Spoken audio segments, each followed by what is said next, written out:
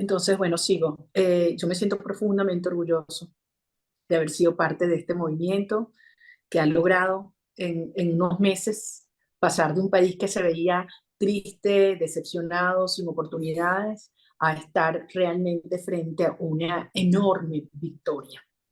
Y obviamente en un contexto de enorme dificultad y de riesgo. Yo quiero referirme brevemente antes de entrar en el momento actual, pues bueno, lo que ha sido este recorrido y lo que ha sido una estrategia robusta que hemos ejecutado de manera disciplinada y que ha incorporado a millones de venezolanos. Si ustedes recuerdan lo que era Venezuela en enero del año pasado, se veía un país sin rumbo, sin esperanza, la sociedad desconectada de la dinámica política, todos los jóvenes pensando en cuántos días se iban a ir, los partidos fraccionados sin representatividad ni legitimidad. Y comenzamos. Una primera etapa fue despertar y unir a un país que durante 25 años nos han dividido por temas de raza, económicos, ideológicos, sociales, de diversa naturaleza. Y la verdad es que fue creándose un movimiento popular, movimiento social, con unas raíces muy profundas, un movimiento de redención para la liberación, un movimiento en el cual fuimos derribando cada una de esas barreras y que fue muy interesante. Yo creo que la historia lo va a analizar, porque fue de lo rural a lo urbano y de lo popular a los sectores ya de mayores ingresos, de clase media. Y esto lo ha hecho tan, tan unificador. Y yo creo que hay personas que no se daban cuenta de lo que estaba pasando en la base de la sociedad venezolana. La segunda etapa fue lograr tener entonces unas primarias con esa fuerza. Para los venezolanos se nos convirtió en la gran oportunidad. Se ha silenciado el micrófono. Está silenciado. María Corina, no te estamos oyendo. No fui yo. ¿Dónde me quedé? ¿Dónde me quedé? Porque yo seguí hablando. Que nos había silenciado. En las primarias. Ok, entonces la siguiente etapa fueron las primarias y para los venezolanos se nos convirtió en la oportunidad de legitimar un liderazgo, una nueva dirección política, pero además que la gente pudiera tomar el control del destino político. Y fue realmente un hito que sacudió a Venezuela porque nos dimos cuenta de la capacidad organizativa y movilizadora que teníamos vis a vis la del régimen tan disminuida como vimos cuando el referéndum del Esequibo. Entonces esto envalentonó a la sociedad y nos encaminamos de cara a tercera etapa, que era lograr una elección presidencial en la cual pudiéramos ir todos unidos y bueno, con un candidato que representara pues, el mandato del 22 de octubre. Ustedes conocen todos los obstáculos que tuvimos por delante, todo lo que tuvimos que superar, partiendo de mi inhabilitación. Después no permitieron que Corina Llorens se inscribiera y logramos que el mundo diera ese paso, y lo ha hecho con una enorme valentía, con una gran firmeza, y logramos transmitirle toda ese apoyo a su candidatura. Fueron unos meses de una censura brutal con nuestras facturas de comando de campaña o presos o asilados, y con una represión verdaderamente inédita, donde ustedes saben, como saben, no nos podíamos quedar en un hotel porque lo cerraban, pararnos a comer o desayunar en la carretera porque sancionaban el restaurante, donde los servicios de sonido, de transporte que logramos alquilar terminaban presos, perseguidos. La persona ayudó con su curiar a cruzar el río Apure, terminó huyendo a Colombia y le quitaron su motor, o sea, todo tipo de atropellos, y seguimos y lo logramos. Mira entonces la cuarta etapa, para la cual también veníamos preparándonos de hace mucho tiempo, y era, a diferencia de elecciones previas, aquí teníamos que demostrar nuestra victoria. Y yo debo decirles que me siento profundamente emocionada con lo que ocurrió. Han sido años y años de entender cómo funciona todo este aparataje de control electoral por parte del régimen y de tantos fraudes acumulados. Aquí ha habido una inteligencia electoral enorme de entender a fondo en qué consistían todas las maniobras del régimen y desde luego de montar una estructura sin precedentes. Por una parte, la plataforma 600K, por otra parte, nuestros comanditos, que han sido objeto de un ataque brutal del régimen porque representan esa expresión comunitaria metido a fondo con una enorme capilaridad en la sociedad. Tenemos más de 69.000 comanditos, cada uno tiene mínimo 10 personas, o sea que estamos hablando de que habían más de 700.000 personas en los comanditos con tareas específicas el 28 de julio y adicionalmente a eso nuestra plataforma 600K, en la cual teníamos testigos, coordinadores, movilizadores, monitores, radares, operadores, es decir, personas que tenían un conjunto de tareas muy específicas y algunas con herramientas más sofisticadas para poder ir teniendo información en tiempo real de lo que ocurría en los 15.797 centros, 30.026 mesas de votación en todo el país. Logramos tener testigos en centros penitenciarios, tener testigos en bases de misiones, tener testigos en centros fluviales que estaban a 4, 5, 6 horas, todo voluntariamente. Aquí no se le pagó un centavo a nadie. No hubo plata para la movilización, no hubo plata para la comida de los testigos. Todo fue a nivel de organización voluntaria y de las comunidades. Y sí, creamos unas plataformas muy robustas que una vez que se imprimían las actas, que son documentos oficiales de las máquinas del Consejo Nacional Electoral, en tiempo real, en los centros de votación, a través de una aplicación, capturábamos el QR, se transmitía y se iba totalizando mesa por mesa. Después hubo todo un proceso arduo de recolección de las actas, se llevaron unos centros de acopio, de allí a unos centros de digitalización, se escanearon y las logramos colocar en una página web y en la medida que iban llegando las actas, nosotros sabíamos cómo iban aumentando los votos del mundo. 24 horas después, desde que cerraron las mesas, comenzó el proceso de totalización, de conteo, de escrutinio en aquellas mesas que no tenían electores en cola. 24 horas después, pero minutos antes teníamos una rueda de prensa a esa hora y logramos ese umbral en el cual teníamos suficientes actas ya originales en nuestro poder, digitalizadas, para tener la seguridad que incluso si Maduro sacara el 100% de las actas que faltaban, no podían alcanzar al mundo. En ese momento teníamos la evidencia de que habíamos ganado. Posteriormente, siguieron llegando muchas más actas, la gente tenía miedo, los testigos, muchos estaban escondidos, otras actas las obtuvimos gracias a la colaboración de efectivos del Plan República y de funcionarios del CNI, hay que decirlo, y hoy en día tenemos prácticamente el 84% de los votos, donde podemos garantizar que los resultados son los que coinciden además con los exit polls y con los quick counts que hicimos a lo largo del día, y el mundo obtiene un 67% de los votos versus un 30% de Maduro. La respuesta de Maduro entonces fue represión brutal. Me imagino que ustedes han visto ayer la publicación del informe de la misión de verificación de hechos, donde dice que hay crímenes que representan patrones de crímenes de lesa humanidad, donde han habido juicios por distancia, acusaciones de terrorismo, de desapariciones forzadas, realmente brutal.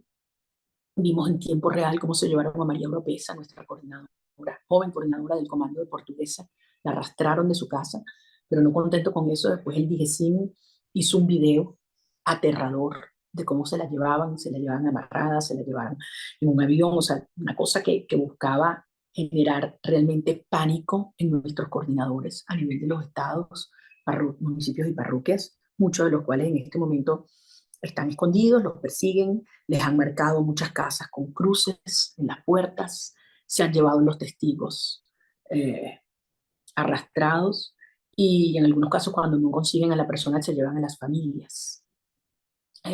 Caracas está prácticamente militarizada de noche y a lo largo del país han colocado todo tipo de alcabalas en las cuales les revisan los teléfonos, sobre todo a los jóvenes, y buscan extorsionarlos también.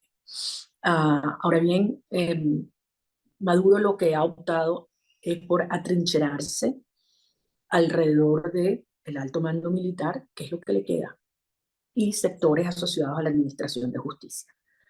Créame que las bases, incluso de esos dos organismos, anhelan, al igual que el resto de los venezolanos, un cambio político y están clarísimos de que lo que ocurrió fue una enorme victoria del mundo González, buscando legitimidad o no legitimidad, porque ya eso es imposible, digamos, tratar de dar una justificación o una fachada, sobre todo a sus seguidores o a estos sectores de la Fuerza Armada.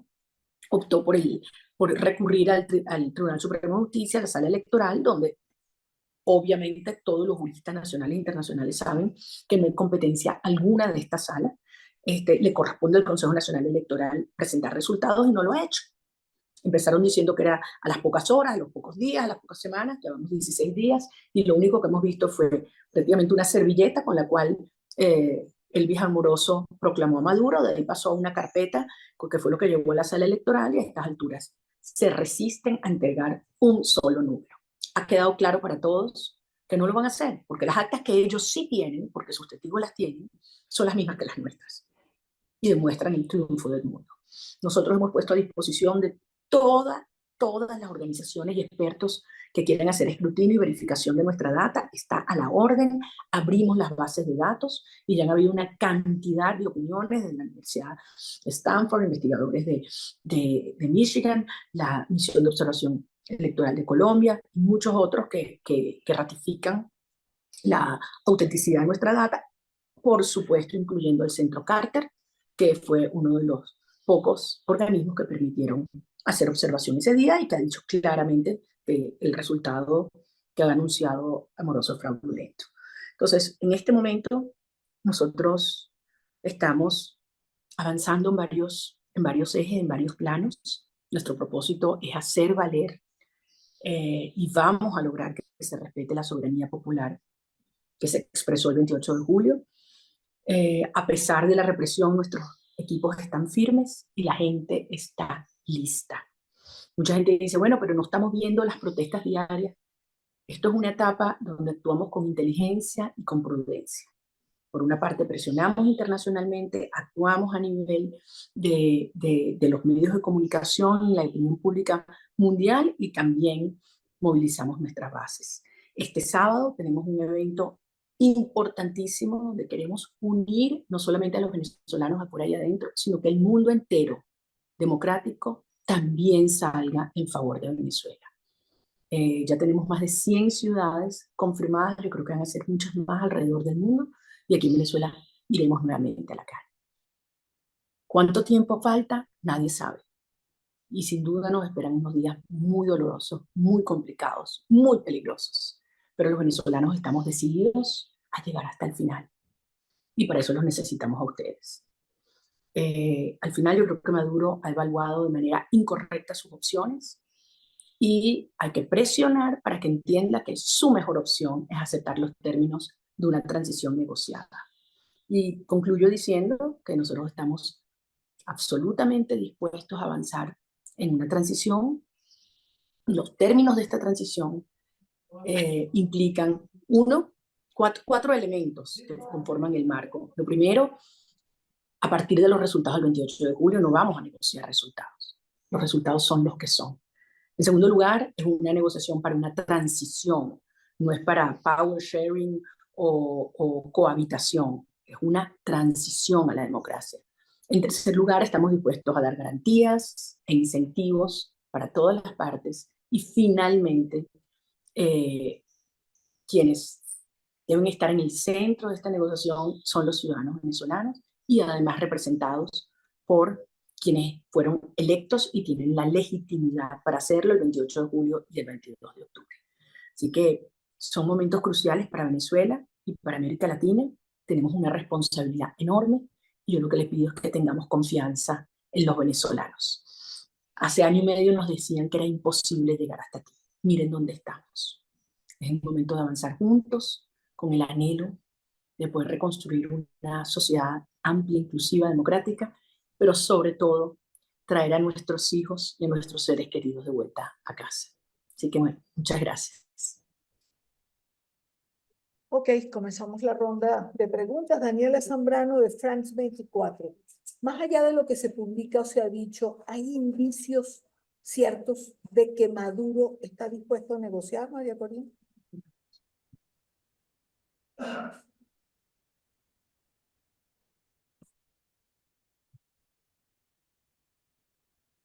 Yo no quiero especular. Yo siento que este es un momento en el cual ellos se han resistido porque dentro del oficialismo, como todos sabemos, no hay una posición homogénea. No es un grupo, digamos, jerárquico, sino heterárquico. Y ahí hay grupos que están claramente dispuestos a negociar y presionando para que eso ocurra y otros que no. Y otros que están atrincherados, dispuestos a cualquier cosa. Entonces, al final, yo creo que siento que al menos la disposición de no haber cerrado completamente el canal con Brasil, con México y Colombia es una buena señal y esperemos a ver qué ocurre esta semana, que creo que es crucial en ese sentido.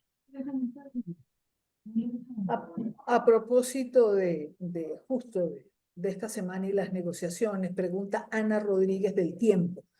¿Cómo validar que Colombia está realmente jugando a favor de la democracia y no dándole tiempo a Maduro? Bueno, yo no puedo tampoco juzgar intenciones, pero yo sí creo que puedo referirme a lo que es lo racional. Si hay un país en el mundo que lo afecta el desenlace de este conflicto después de Venezuela dramáticamente, es Colombia, no hay duda. Y lo es Brasil, y lo es Centroamérica, desde luego Ecuador y Perú, pero Colombia directamente. Y yo creo que el gobierno de Colombia está clarísimo que si Maduro se aferra a la fuerza, lo que podríamos estar viendo en días, semanas, es la ola migratoria más grande que ha habido hasta ahora. De hecho, no sé si ustedes vieron la plataforma de ACNUR, R4B, que reporta el incremento de la migración por Brasil.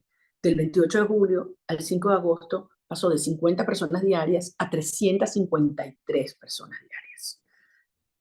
Y eso, sin duda, puede incrementarse mucho más. Entonces, yo creo que dentro de todo, más allá de las afinidades o diferencias de orden político, ideológico, yo creo que el gobierno de Colombia tiene clarísimo que por el bien de la región a todos nos conviene avanzar en una transición negociada y estable. Enrique Chávez de Caretas, Perú. Trump declaró que intervendría militarmente Venezuela. ¿Cómo usted vería ese escenario? Yo estoy convencida que no vamos a llegar a esos escenarios porque tenemos por delante la oportunidad única, Enrique, única, de hacer una transición ordenada, que es lo que nosotros estamos trabajando y dando la vida. Nosotros seguimos en las calles de manera pacífica y cívica, lo cual no quiere decir que sea débil. Y nosotros creemos que con el apoyo de la comunidad internacional de manera creciente, y agradezco muchísimo el del gobierno de Perú, por cierto, nosotros podamos lograr que Maduro entienda que su mejor opción es aceptar los términos de esta negociación. Camilo Panqueva, de Caracol Radio. ¿Qué información tiene sobre Freddy Superlano y sobre los líderes detenidos? Ay, Camilo, te agradezco mucho esa pregunta. Sobre algunos no tenemos ninguna información, ninguna. Y otros sabemos que se encuentran en este momento detenidos en el helicoide, en su mayoría, que como saben es el centro de tortura más grande de América Latina. Marvila Huertas, RPP, Perú. ¿Qué piensa oposición de la posición adoptada por Brasil, Colombia y México? A ver, obviamente nosotros sabemos la verdad y ellos también la saben. Todo el mundo la sabe. La sabe el chavismo, la saben las Fuerzas Armadas porque estaban allí de testigos de primera fila. todo el mundo sabe que Edmundo González ganó apabullantemente y por lo tanto es el presidente electo. Sin embargo, estos países han tomado una posición, digamos, de mayor prudencia para mantener unos canales de comunicación con el régimen.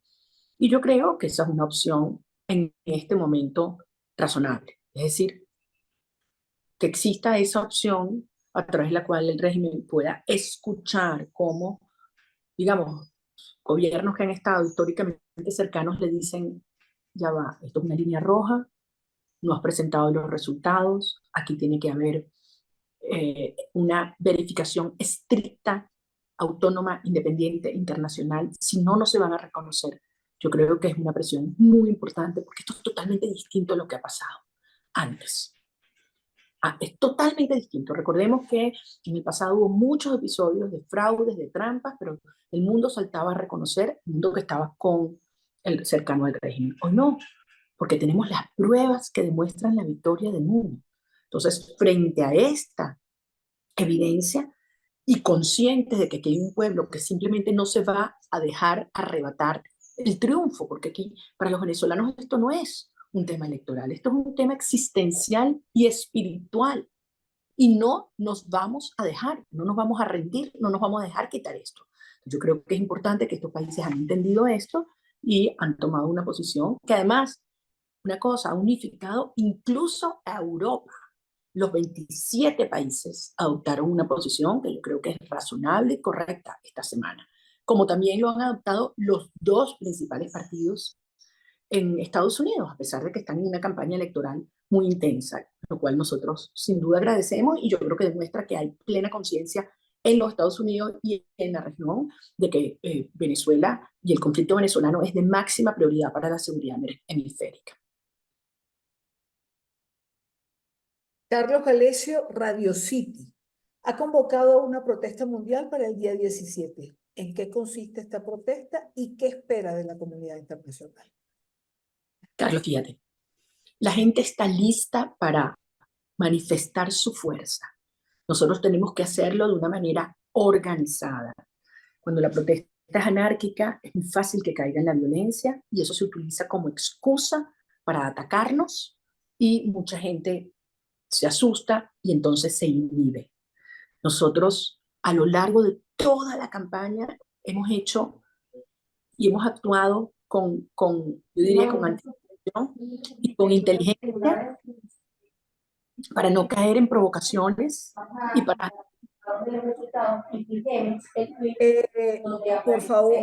Por favor, el micrófono silenciado. Ajá. Entonces, para no caer en esta provocación y no caer en escenarios de violencia. Entonces, el diseño de estas movilizaciones son movilizaciones muy grandes, donde la ciudadanía está convocada con su familia, con tus hijos, con tus nietos, con tus abuelos, con tus hermanos, con tu bandera. Vamos a tener grandes encuentros, como te decía, ya van más de 100 ciudades alrededor del mundo. Estamos convocando no solo a los venezolanos, me encantaría ver a los peruanos, a los ecuatorianos, a los colombianos, a los mexicanos, a los europeos, a los americanos, todo el mundo saliendo en las respectivas ciudades, acompañando. Yo creo que además esa unión y ese espíritu de América Latina, de nuestras comunidades latinas en distintas partes del mundo, que compartimos destino y futuro.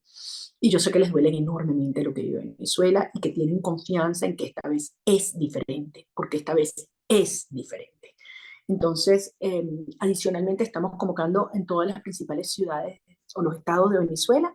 En las próximas horas vamos a ir anunciando, en algunos casos por mismas razones de seguridad, no lo hacemos con demasiada anticipación. Pedro Jiménez de Coavisa, ¿cuáles son las reales posibilidades que tienen para que Edmundo González asuma el poder el próximo enero? Bueno, Pedro, tenemos el 70% del país o más con nosotros, porque esto es un punto importante. Se hablaba de Venezuela como una sociedad polarizada. Mentira. En el 28 de julio no permitieron que los jóvenes se inscribieran, porque la mayoría de los jóvenes quieren un cambio. No permitieran que los 4,5 millones de venezolanos inscritos en el registro electoral pudieran votar. Y eso hubiese sido una avalancha de votos para el Mundo González, que son los que quieren volver. Todos esos venezolanos hubieran votado y no hubiera sido 70-30, probablemente hubiese sido 85-15 o más. Entonces no es un país polarizado, es un país unido, unido en valores que tienen que ver con elementos que van mucho más allá que una discusión de izquierda y derecha. Esto tiene que ver con la dignidad humana, con la justicia, con la libertad. Y como yo les decía, no hay persona, no hay madre en este país que no me ruegue para que puedan volver a sus hijos. Entonces, esto es una fuerza muy poderosa que está allí, que se puso en evidencia. Tenemos una organización formidable que no teníamos hace un año. Tenemos además las bases de estas instituciones a las que hice referencia antes, totalmente alineadas con un deseo de cambio político, y vemos un régimen que está atrincherado, pero cada día más aislado y más débil. La violencia es lo único que les queda, y al final la violencia los pone en evidencia su naturaleza criminal. Entonces, nosotros tenemos que mantenernos confiados de que nunca hemos tenido tanta fuerza como hoy, y nunca el régimen ha estado tan débil como hoy. ¿Eso lo hace peligroso? Mucho, muchísimo. Por eso tenemos a casi toda nuestra dirigencia resguardada, escondida, pero la van a ver este sábado en la calle. Porque si algo es mucho mayor que el miedo, es el amor a Venezuela y la determinación de cumplir un mandato que recibimos de los venezolanos.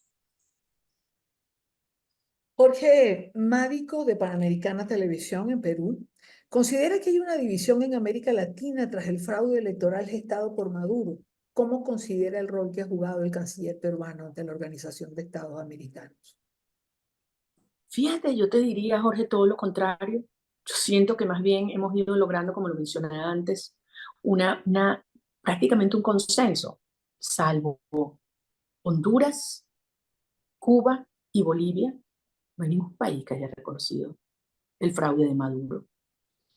Y yo creo que las diferencias que pueden haber son matices asociadas como les decía antes, a una estrategia política.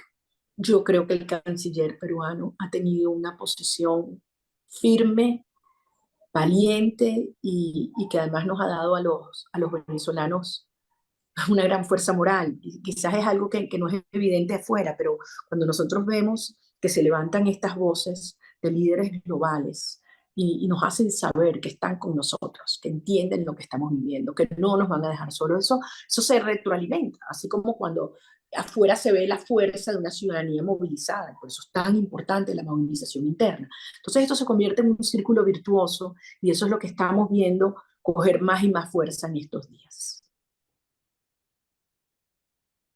Alejandra Medina, El Espectador. Dentro del marco de la negociación entre estos países, Brasil, México, Colombia, ¿ha hablado usted con Petro o con su canciller?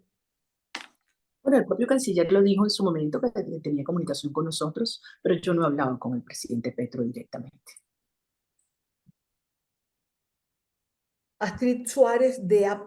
¿Qué espera del presidente Petro después de la conversación entre su canciller y Blinken? Bueno, lo mismo que esperábamos antes. Yo creo que lo que hemos esperado son posiciones firmes, nítidas, ajustadas a la verdad y a los valores democráticos. Más allá de las diferencias que pueden haber en el plano ideológico con uno u otro gobierno, yo creo que ha quedado claro que lo que está en discusión en Venezuela en este momento es el respeto a la soberanía popular o un sistema totalitario, una tiranía que se aferra al poder a la fuerza. Un sistema de justicia o una corrupción desenfrenada.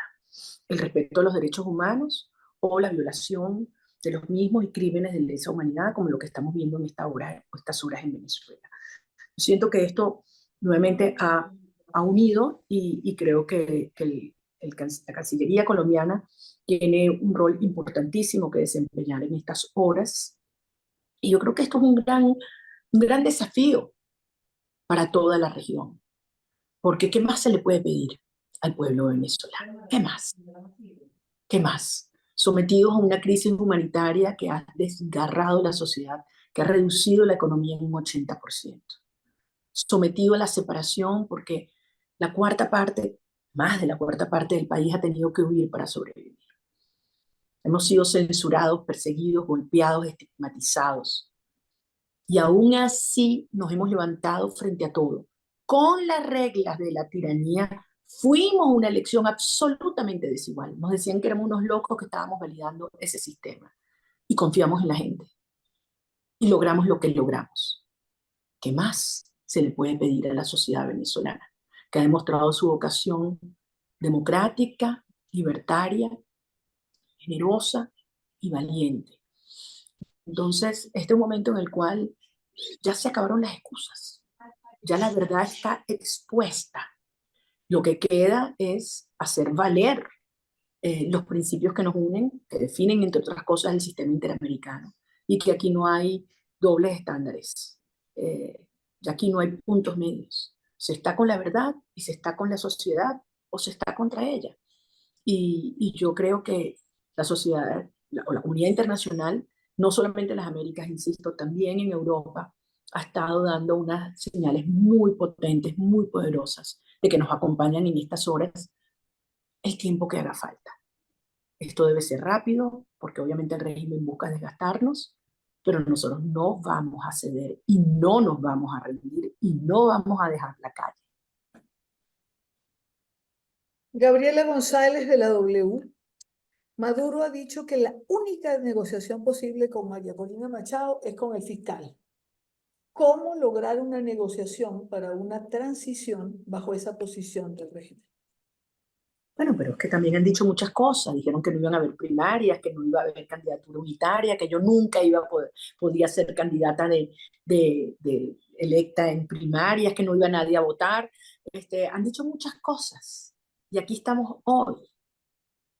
Lo importante es que si Maduro hace una evaluación realista de sus opciones, terminará entendiendo que una posición de atrincheramiento con los altos cuadros militares y basado en la represión y la mentira del país simplemente no es sostenible. Y que por su propio interés le conviene lo antes posible entablar una negociación. Y que la representación del pueblo de Venezuela no la elige él, ni la elige la comunidad internacional. La eligieron los venezolanos el 28 de julio en el Mundo González y el 22 de octubre conmigo en las primarias. Carlos García, fotoólica. Hay rumores de presencia de efectivos del grupo Wagner en Venezuela. ¿Se ha confirmado esto? ¿Tiene información? Carlos, seguramente hemos visto los mismos rumores y las mismas informaciones y como no puedo confirmarlo, yo prefiero no especular al respecto. Carlos Galesio, Radio City. Ledesma ha ratificado que el gobierno de Maduro echará mano de usted y de Edmundo. ¿Están listos para enfrentar esa circunstancia? Han habido muchísimos rumores, han habido muchísimas informaciones, han habido acusaciones de todo tipo. Un día sale el fiscal diciendo que no hay órdenes de captura, pero al día siguiente sale Nicolás Maduro diciendo que yo soy una terrorista prófuga de la justicia. De modo que estamos en una situación donde todo el mundo en Venezuela tiene miedo por su seguridad, por su libertad y por su vida. Esa es la realidad. Diana Camacho, NTN 24. ¿En algún momento María Corina Machado, desde el 28 de julio, ha pensado en, expresión coloquial, tirar la toalla? ¿Cómo mantenerse a flote emocionalmente en estas circunstancias? Absolutamente no. Nunca en estos 25 años de lucha. Eso no quiere decir que no han habido momentos muy dolorosos. Es desgarrador ver lo que está pasando, ¿no? Yo hablo con las madres de los muchachos detenidos o escondidos o asesinados y creo que ese es el momento más duro de toda mi vida, ¿no? Tener que hablarles, darles la cara, tratar de dar consuelo. Pero yo estoy absolutamente convencida que Venezuela ya tomó una decisión. Este país cambió para bien. De verdad, esto no tiene vuelta atrás. y en los momentos difíciles que los hay, sobre todo por lo que sienten nuestras familias, ¿no? Y por el dolor y la angustia que uno le genera a 3 hijos, a mi mamá, a mi marido, o sea, uno siente culpa de alguna manera, ¿no? Pero yo tengo tantos testimonios todos los días, miles y miles de gente echándole pichón, dejándolo todo, gente que está escondida y me escribe, aquí estoy, nos vemos el sábado, María Corina, a pesar de todo, tengo más energía que nunca, o sea, realmente eh, Venezuela estamos unidos como nunca antes y tenemos plena conciencia de nuestra responsabilidad y del mandato que tenemos en estas horas y lo vamos a cumplir. Juan David Cardoso, revista Semana. ¿Qué piensa hacer la oposición cuando el CNE emita los datos solicitados por la comunidad internacional? ¿Cuál será el paso a seguir con las actas que presentaron? Mira, ojalá el CNE presentara sus actas o unas actas. Ojalá, porque nosotros tenemos la prueba de la victoria del mundo. Si ellos forjan actas, entonces tendríamos la prueba del fraude también. Y yo creo que por eso no se han atrevido a hacerlo, porque además sería muy fácil demostrarlo. Hay cientos y cientos y cientos de videos en todas las redes sociales de en tiempo real la gente leyendo en su centro de votación con los testigos, con los efectivos del Plan República presentes los resultados de cada mesa, allí, ahí, y coinciden con las actas que nosotros tenemos. ¿Cómo van a explicar ellos eso? Pero además, las máquinas tienen un hash, tienen un QR, decía, es un fraude monumental lo que tienen que votar. O sea, no son 2 o 3 puntos, no es medio millón de votos, son más de 4 millones de votos que tienen que voltear. Y nosotros seguimos recogiendo y recibiendo actas, quiero que sepan. Seguimos recogiendo más actas. Y yo tengo la aspiración de conseguir un número importante adicional. Nuestra información la hemos puesto a disposición de todo el mundo, el que quiera verla. El Tribunal Electoral de cualquier país, los académicos, los investigadores, los institutos, aquí está todo. Y todo experto que ha entrado a analizarlo, bajo todos los criterios, dice que la información es absolutamente auténtica y no ha encontrado un motivo de cuestionamiento a la misma. Ricardo Burgos, Eni, Maduro ha pedido a las autoridades venezolanas mano de hierro. ¿Qué mano le ofrece usted a Venezuela?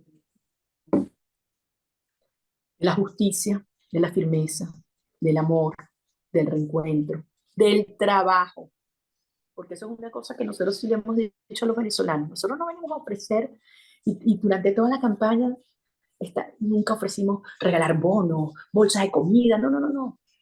Trabajo, trabajo y más trabajo. Eso es lo que hay. Y eso es lo que la gente quiere. La gente quiere dignidad.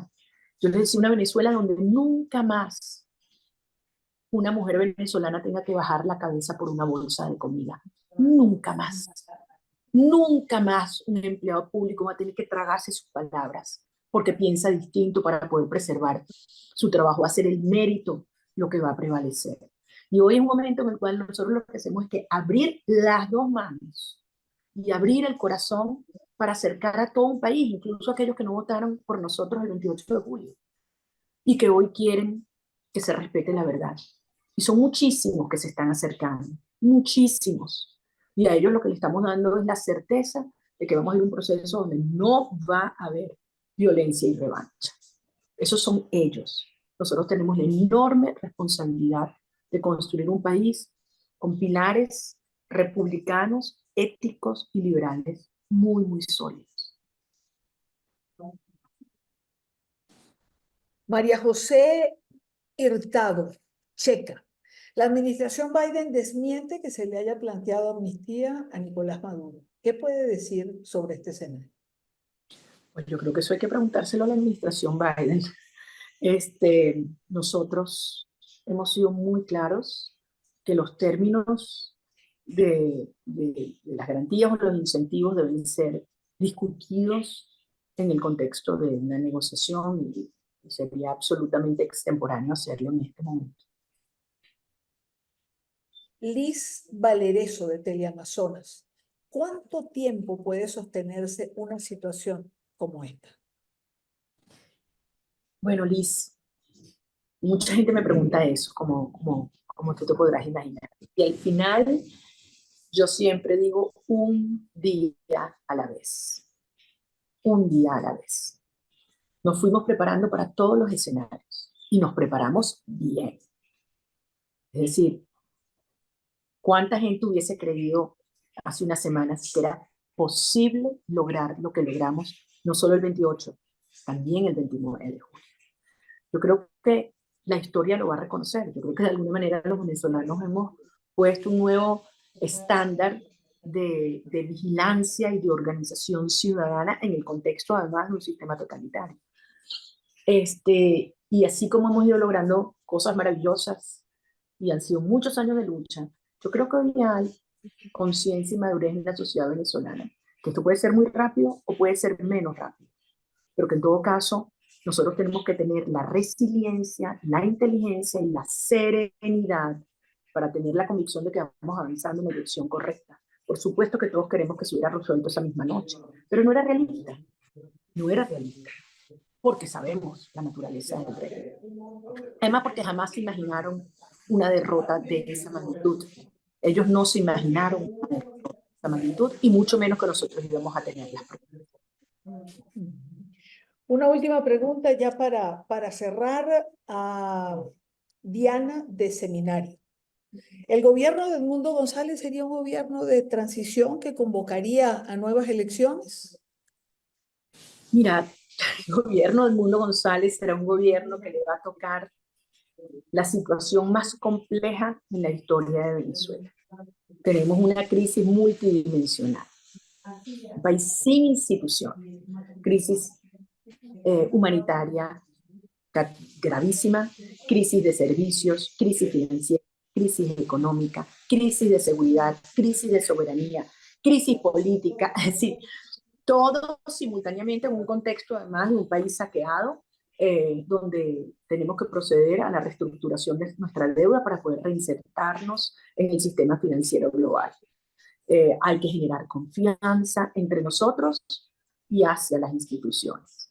Va a ser un periodo tremendamente complejo, donde yo creo que los ejes van a ser, bueno, la soberanía, la estabilidad y la reinstitucionalización, y va a ser un gobierno, yo lo llamo de unidad nacional, donde todos estamos convocados, porque al final lo que está en juego es el futuro de la República y de nuestros hijos. Y Edmundo González ha demostrado ser un hombre con unas cualidades personales, intelectuales y humanas increíbles para este momento, y yo me siento muy orgullosa de que podamos trabajar juntos. María Corina, creo que hay una pregunta que no me gustaría dejar por fuera porque toca un tema absolutamente importante que preocupa a la comunidad internacional y sobre todo a las organizaciones no gubernamentales. Se habla de niños y adolescentes presos, secuestrados por el chavismo. Hay detenidos de 15 años, de 13, de 16. ¿Cuál es el llamado ante esto a la comunidad internacional?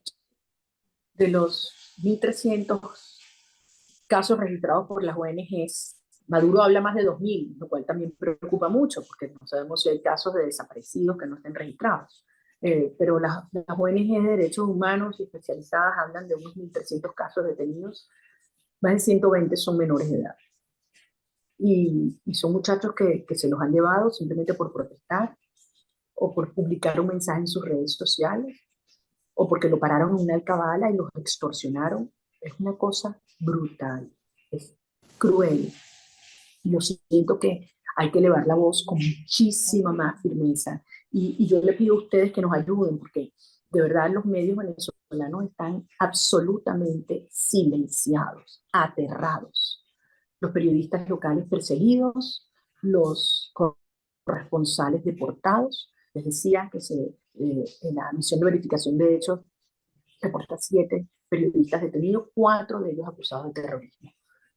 Muchos colegas de ustedes que me consta que están escondidos, siendo perseguidos en este momento. Entonces, no son solo números, aquí hay que ponerle cara, rostro, historia, nombre.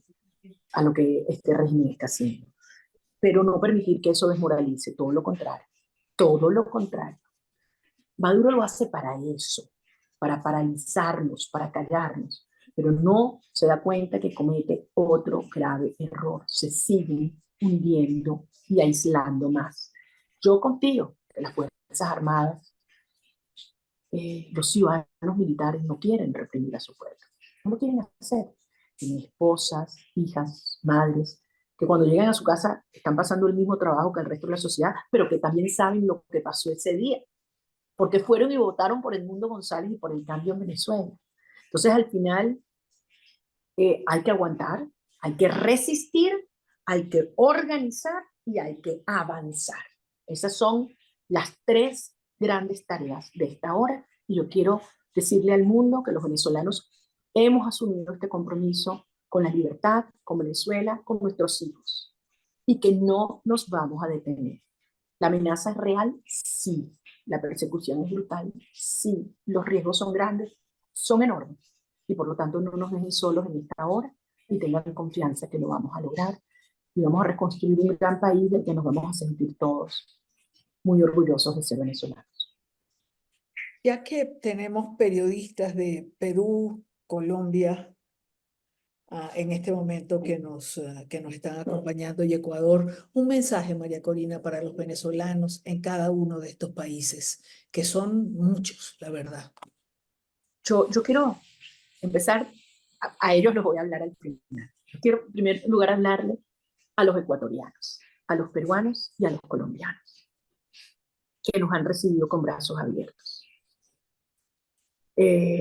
Ustedes saben lo que significa emigrar y dejarlo todo, absolutamente todo atrás. Tu familia, tus recuerdos, tus sabores, tus sueños, y tener que empezar de cero. Y los han acogido, y de verdad, de corazón, es algo que nunca olvidaremos. Quiero hablar de los gobiernos de Ecuador, de Perú, de Colombia, porque sé que nos acompañan en esta hora, el presidente Noboa en particular, a quien he mencionado en esta oportunidad, que ha sido un firme defensor de la democracia y de la causa venezolana. Le hago llegar nuestro agradecimiento y nuestro afecto. Lo mismo al gobierno de Perú y desde luego al gobierno de Colombia, que juega una posición crucial y delicada en esta hora, pero que también han manifestado su solidaridad y su preocupación por lo que ocurre en Venezuela. Y a los venezolanos que están en esos países. Número uno, nos vemos todos el 17 en la calle. Es muy importante que el mundo vea la fuerza que tenemos. El régimen trata de decir que esto pasó, que aplacaron a la fuerza nuestros bríos, que la gente se cansó, que aquí lo que se estableció fue el terror, y eso es mentira. Y el domingo y el sábado lo vamos a ver. Y vamos a salir juntos, ustedes allá y nosotros allá. Y recuerden que son nuestra voz y que todos estamos aquí trabajando es para traerlos de regreso. Y va a ser una etapa dura en la reconstrucción del país, porque nos han dejado este país en ruina, deshecho. Pero hay tanta energía acumulada, hay tanto aprendizaje de ustedes afuera y hay tanto amor por Venezuela que lo vamos a hacer juntos, y este país lo vamos a poner a valer y a volar.